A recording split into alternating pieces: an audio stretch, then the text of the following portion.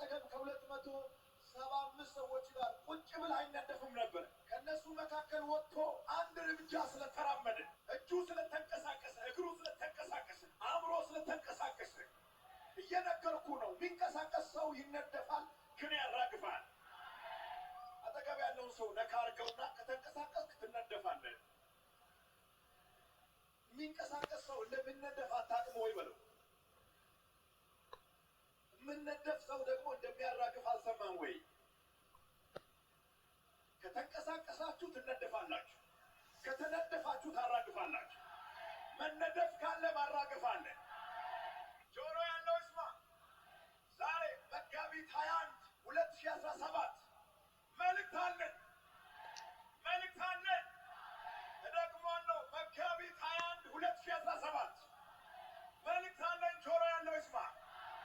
መነደፍ ካለ ማራገፍ አለ። ከየት ነው ያገኘው ካላችሁ ከሐዋርያት ሥራ ምዕራፍ 28 ቁጥር 5 ላይ ነው ያገኘሁት።